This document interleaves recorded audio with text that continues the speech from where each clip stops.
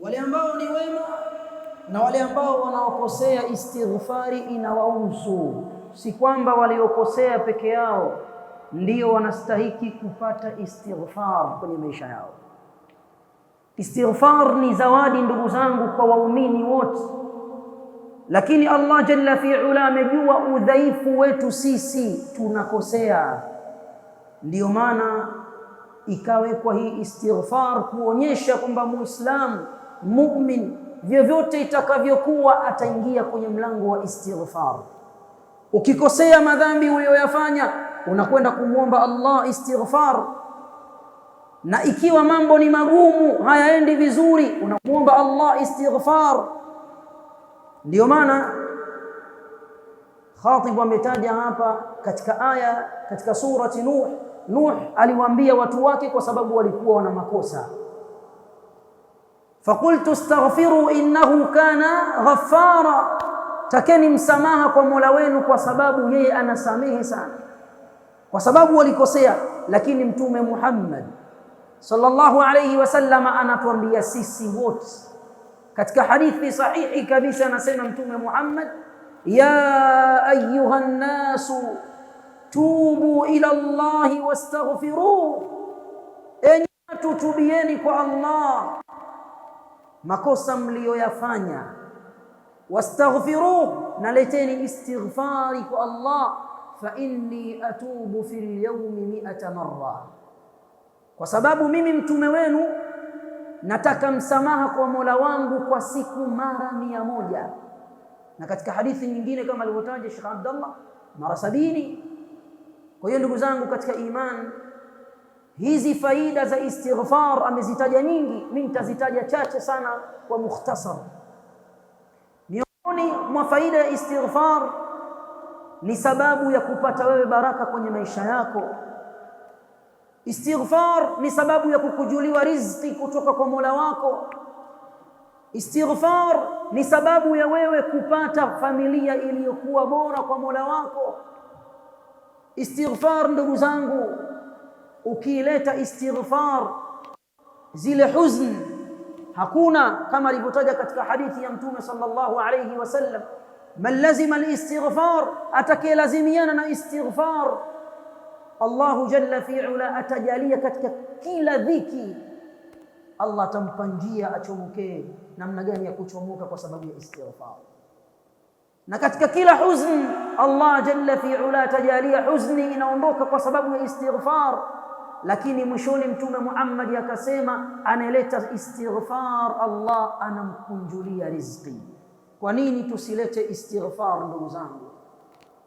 Istighfar ni zawadi kutoka kwa Allah kwa waumini wanaofanya makosa na ambao hawafanyi makosa. Kwa hiyo ndugu zangu katika iman, khutba hii ya leo kila mmoja akajitathmini katika nafsi yake.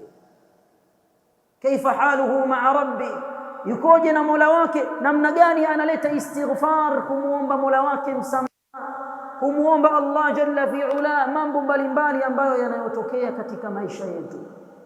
Ikiwa Allah amesema ukileta istighfar unapata watoto, wale ambao hawana watoto kwa nini wasilete istighfar? Ikiwa Allah amesema ukileta istighfar anakupa mali, wale ambao wanaotafuta mali kwa nini wasilete istighfar? Ndugu zangu, istighfari ndiyo pekee mpango mzima katika maisha yetu. Tukileta istighfar maisha yanakuwa ni bwerere, mteremko tu, kwa sababu ukileta istighfar unaonyesha kwamba wewe ni dhalili mbele ya Allah, unaonyesha kwamba wewe ni fakiri mbele ya Allah. Na Allah ametuthibitishia ndani ya Qur'ani kwamba sisi waumini ni wahitaji zaidi kwa Allah. Allah hatuhitaji kabisa, sisi tunamhitaji Allah zaidi kuliko sisi Allah anavyotuhitaji. Allah anasema, ya ayyuhan nasu antumul fuqara ila Allah wallahu huwal ghani, enyi watu nyinyi ni mafakiri, mnamhitajia Allah zaidi, na Allah yeye ni mkwasi, mtajiri, yani kila kitu unachokitaka kiko kwake. Katika hadithi al-Qudsi yametaja kwamba Allah unapomwomba msamaha hata kama una madhambi yamejaa mpaka mbinguni, Allah yeye anasemaje?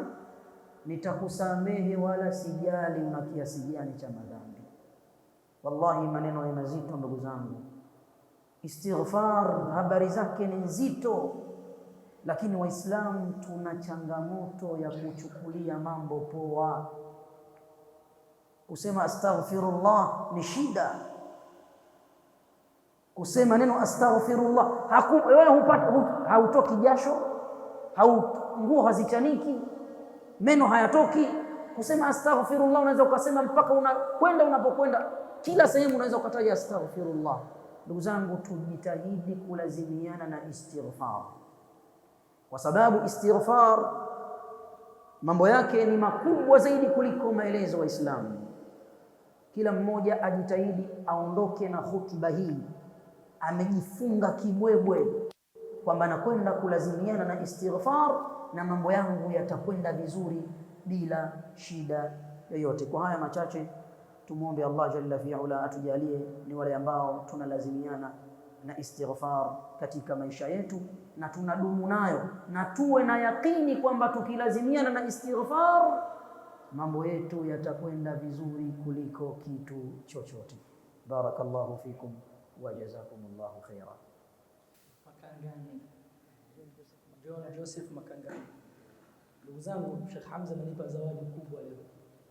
Mtume anamwambia Ali ibn Abi Talib, yahdi Allahu bika rajulan wahid khairun min humri ni'am.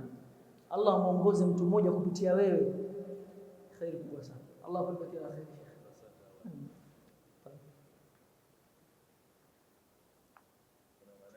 Kuna maneno utatamka sana ngengelei. Kuna maneno utatamka baada yangu, na maneno yenyewe ni kukiri na kusadiki moyoni, na kukiri mdomoni na matendo kwenye viwiliwili. Sema nashuhudia hapana mola hapasai kuabudiwa isipokuwa Allah subhanahu wa ta'ala, na hakika Mtume Muhammad ni mja wake na mtume wake na ni mtume wa mwisho, na hakika Isa ibn Maryam ibn Maryam ni mtume wa Allah na wala si mtoto wa Allah, na Maryam mama yake Isa ni mja wa Allah. Ushaingia katika Uislamu. Uislamu ni mwepesi kuingia kwa kauli na matendo ya moyoni, lakini kuna matendo unatakiwa ulazimiane nayo kuanzia leo. Kuna ibada lazima uyafanye. Hizi ibada kiziacha itakuwa ni mtihani mkubwa mbele ya Allah subhanahu wa ta'ala. Uislamu kuingia rahisi na kutoka kwa matendo ni rahisi, lakini sisi hatuwatoi Uislamu kirahisi. Kwa hiyo inshallah ndugu yangu Sheikh Hamza, inshallah Sheikh apewe misingi ya Uislamu, afahamu nguzo za Uislamu, nguzo za imani, ibada, kwa sababu sala ni muhimu. Sheikh, alasiri kwako ni wajibu. Alasiri baada ya masaa 3 usiposwali unapata dhambi. Karibu kwenye Uislamu. Ndugu zangu, Sheikh, ningependa tumpe pongezi sisi Uislamu wote ili tumpe faraja. Unachagua jina gani Sheikh? Waangalie Waislamu ndugu au wote ndugu zako. Wote unaona hapo? Wote ndugu zako. Jina Ismail. Wataka Ismail. Tayeb, kwanza leo utaitwa Sheikh Ismail. Allahu akbar. Uislamu mgempa ndugu yenu pongezi ile joto ya kusimama mbele ya watu iondoke. Atakusalimia sawa. Unaanza na mimi kwanza. Karibu sana. Mashaallah. Simama tu.